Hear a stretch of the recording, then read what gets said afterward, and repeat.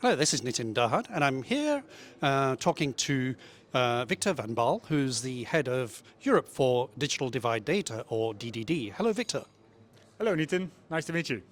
Just tell me a little bit about DDD. Yeah, sure. Thanks for the opportunity.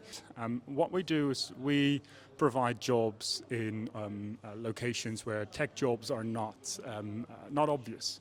So we have operations in Cambodia and in Laos and in Kenya, where our people do all kinds of jobs around data preparation, data operations for automotive customers.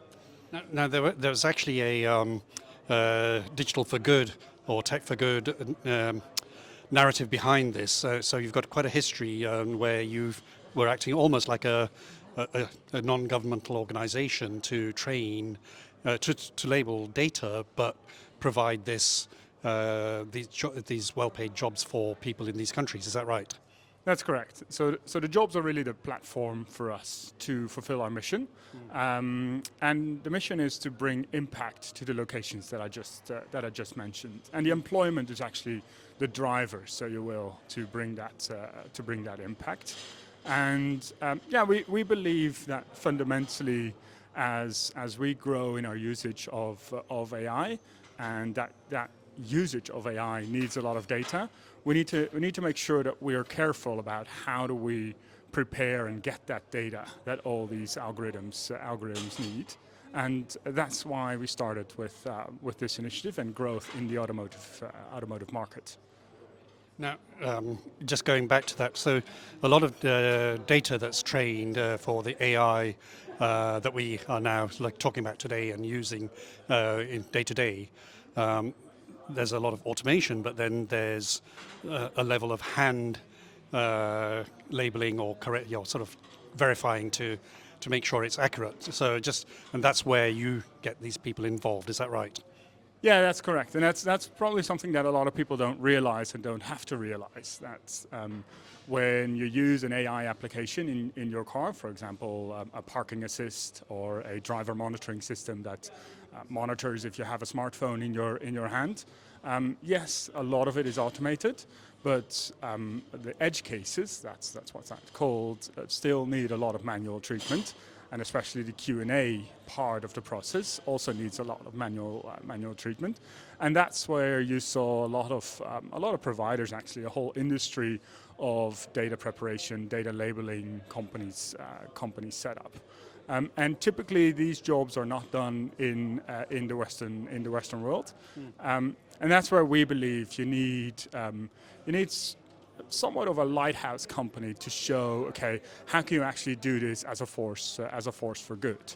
So we make a pledge to our people that we hire them for the long run, that we provide them with a job that can provide throughout a journey in the early stages of their career, and we deliver them ready for a mid-level career in their markets.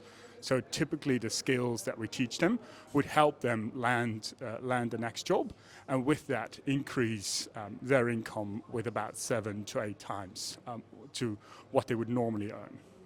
Now this is quite important, and I think this part of why I wanted to talk to you is because this is like an impact story, a good social impact story, in that these people may not have had an opportunity. You're helping them not just with giving them a job, but actually prior to that, educating them, training them, so they might go up to like a year course or more to actually get educated, which you fund.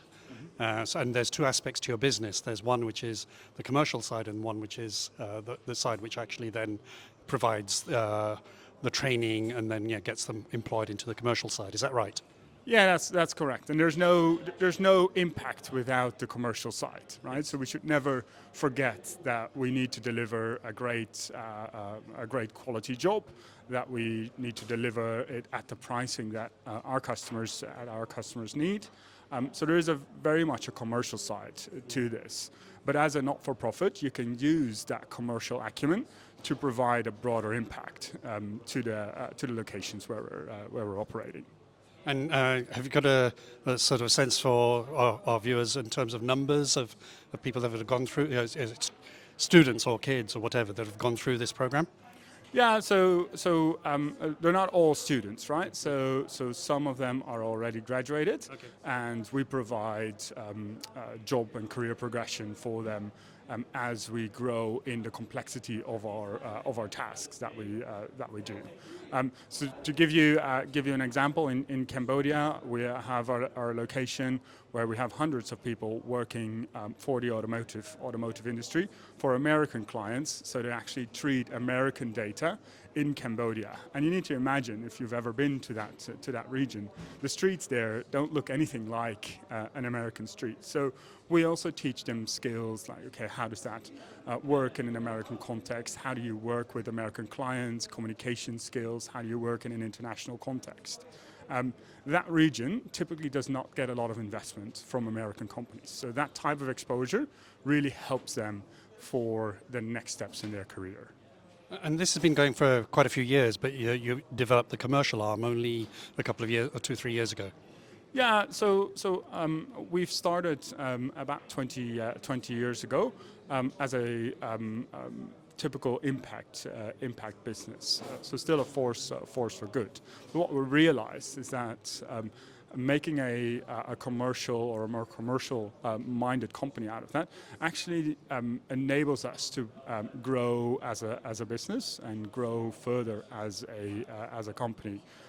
Providing both more job rotation, right? So making sure that we provide more opportunities for people growing in their different roles, as well as enhancing our impact, right? As a larger business, you basically have more impact that you can give. And at the same time, it's also a market demand. So our clients actually, they expect a certain critical mass, so you will, within our operation. Yeah. So it has multiple angles why you would want to grow as a business in this industry. Well, Victor, thank you very much. Thank you. Appreciate it.